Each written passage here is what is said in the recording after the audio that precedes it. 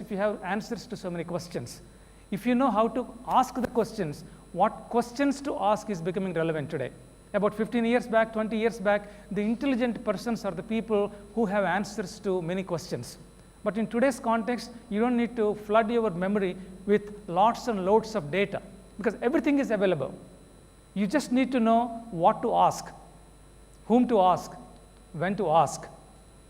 That's it. You will be able to control, you will be able to manage much more effectively. After all, what is the difference between an expert and a novice?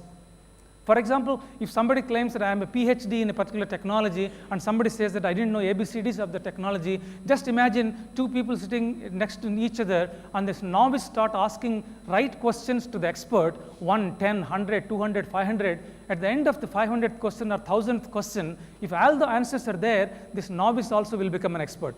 That means if you know what questions to ask the expert, if you are able to get the answers, then the difference in the level are becoming lesser and lesser. So all of us need to know what type of questions to be asked and to whom. And then the difference will narrow down very, very quickly. In fact, costs are going up in the IT industry like anything.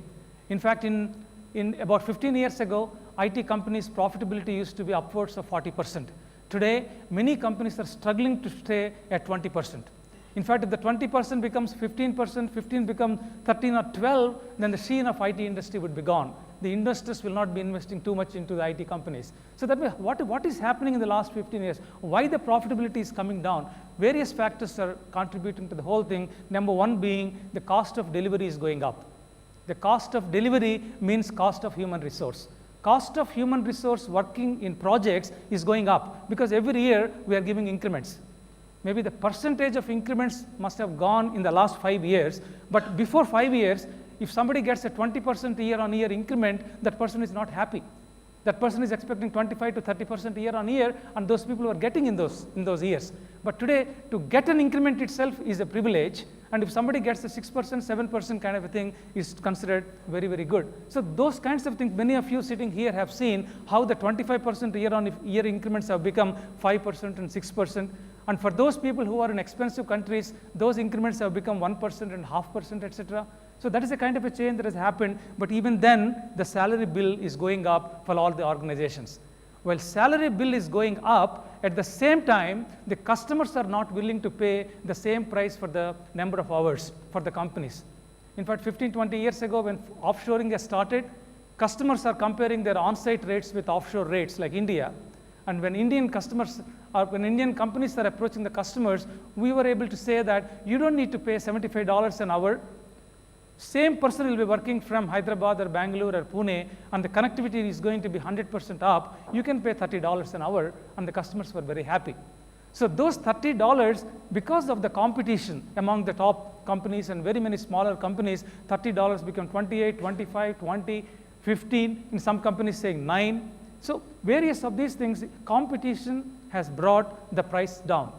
At the same time, the cost of the people has gone up. So resultantly, the 40% profitability of the IT companies has become close to about 20%, and people are struggling on every day. So everybody is asking how to improve the productivity, how to come up with tools and technologies, what kind of interesting things that can be done. All these questions are posed directly to the project managers, because at the end of the day, revenue and the profit, as I said, the cumulative effect of the projects is company.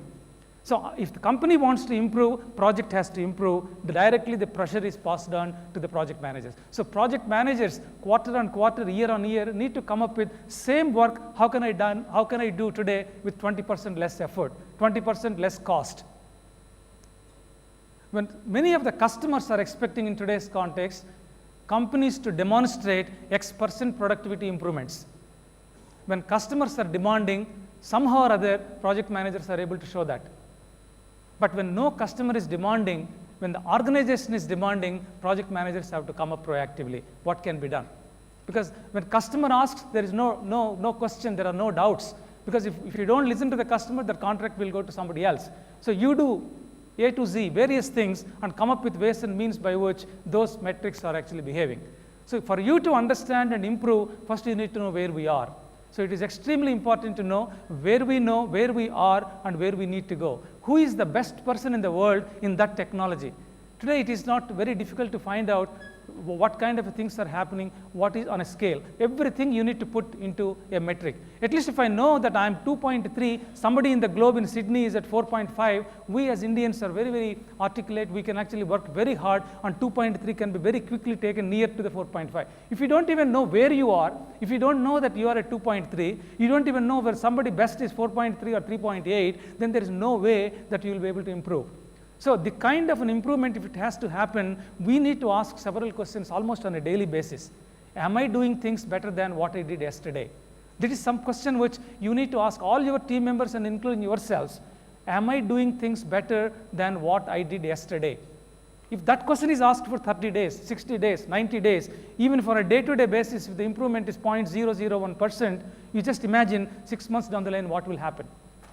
The moment you say you be innovative, be creative, do R&D, people will not be able to relate to it. But if you say that, are you doing things better than what you did yesterday? What are the new things that you can do? One small thing, that accumulated things will take you to places. After achieving a level, then you need to start asking the question, am I doing things better than my best global competitor? Because from 2.3, maybe you would have gone to 3.5. But the question to be asked at that point of time is 3.5 sufficient? On the same scale, is there somebody doing better? So the question to be asked is, am I doing better than the best in the globe? Because now everything, all comparisons are global. There is nothing like comparison among the Indian companies. When even $1 million bid is coming up, all companies, including Accenture, IBM, to Infosys, Wipro, all companies are actually trying to get that $1 million project.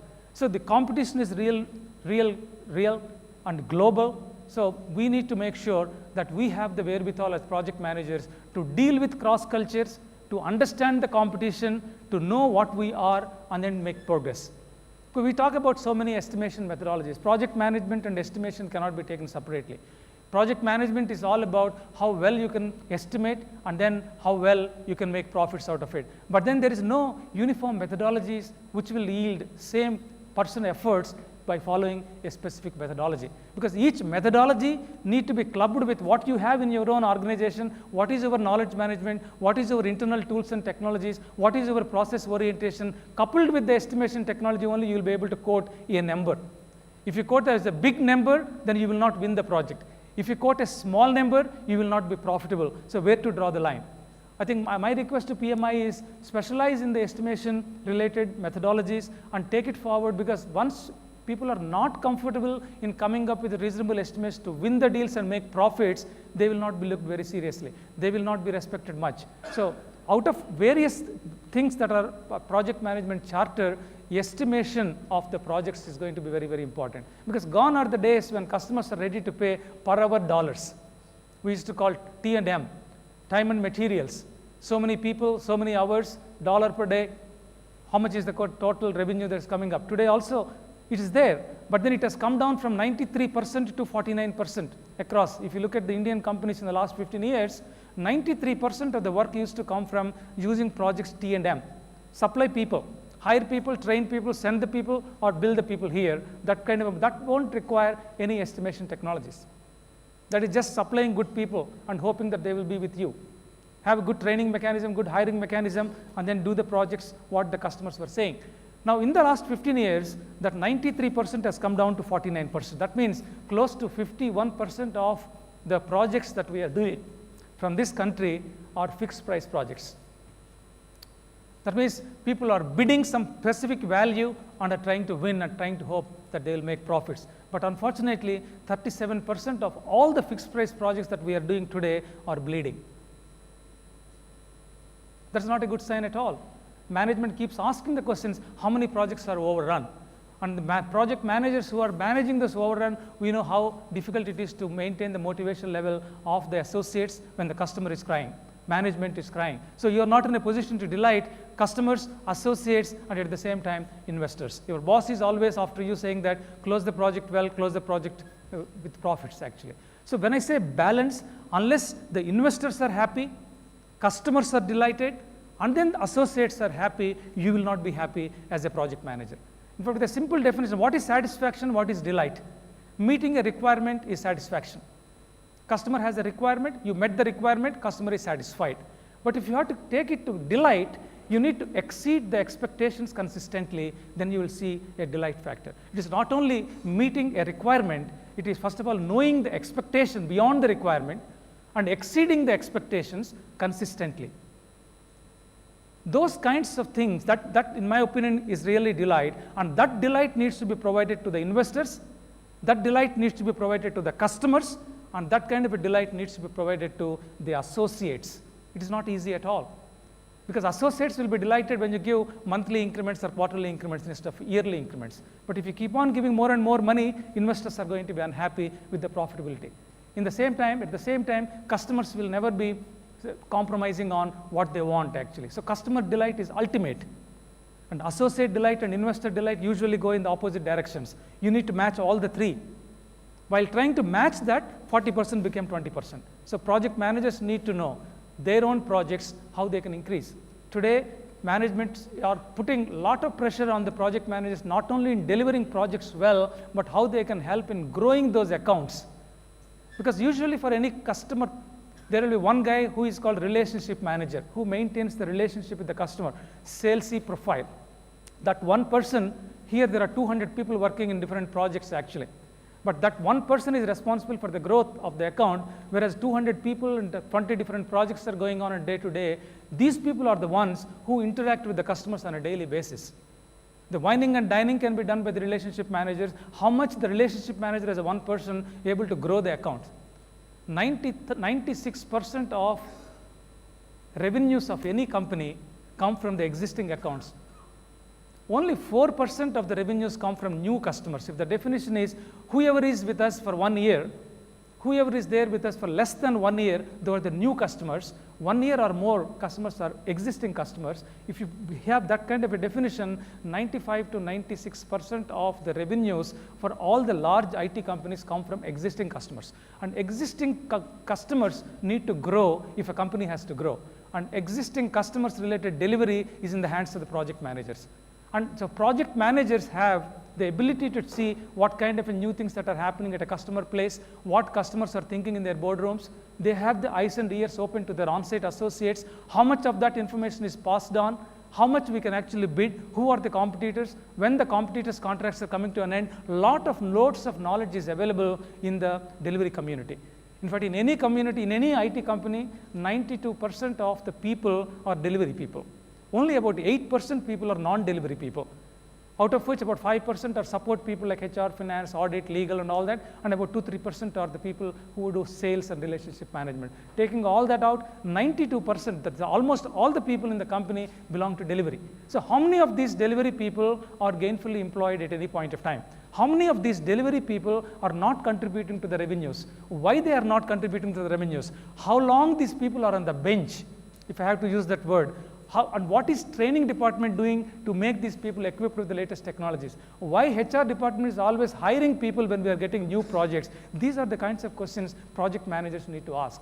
If each for new projects is asking people from the market to be hired for you, then they are going to be expensive. They don't have the culture of your company. They will take a long time to join. They take a long time to acclimatize, and at the end of the day, you're not very sure how well they are going to contribute to the profits of your company. As against, at any point of time, you have about 20% of the people in a company waiting for projects, what we call as bench. So are you looking at your own 20% of the people, how to reskill them quickly and deploy them? So those people will be happy, hiring costs are avoided, and you can actually hire people from the market at from the campus level so that the costs are very less, then you can control the costs very well. But in many instances, what happens is people won't release people. There are project managers and project leaders don't leave their best performers to other projects in the company, but they don't mind losing those people to the competition. Because otherwise, why is this industry attrition is at 20%? 20% of the people in all companies are leaving. So that means projects are losing about 20% people every year, but project managers are not creating opportunities for their own people in other projects. So this is creating a very nuisance value. People are working on the same projects for years together. They are getting increased salaries, customers are paying less to their rate, and they are getting stagnant. They are not getting new opportunities, and all new opportunities are going to the new people being hired by the HR department, because we don't have a good Very few companies which are specialized in terms of rotating their own people, they are successful companies. So my request to all the project managers is, don't hog on to your best performance all the time. You are spoiling their careers. Maybe you can have a system of 18 months, 24 months. If you're working on long projects, large projects, you can have them and then release them. And then get the new people, coach them, mentor them. Then people outside of your projects will talk, I want to work with that person because that person is interested in my career. He or she is sending me for more opportunities. There is a good, healthy rotation that has been happening. So this is one way where you will be in a position to take care of it. So if you do a good work, a reward for good work is more work. A reward for good work is more work. If you do a project very well, more projects are given to you. If you do a 50 people project well, you will be asked to do the next project, 100 people project. That's what everybody wants. All project managers want to grow. They want to manage more revenues. They want to manage more people. But then you need to know, with each additional responsibility, your headaches will be increasing. But there is no easy way out of it. We want to grow. In that process, you need to know how to handle the people. So people dimension is extremely crucial. In fact, if you have to say how we need to manage our resource, the most important resource is time.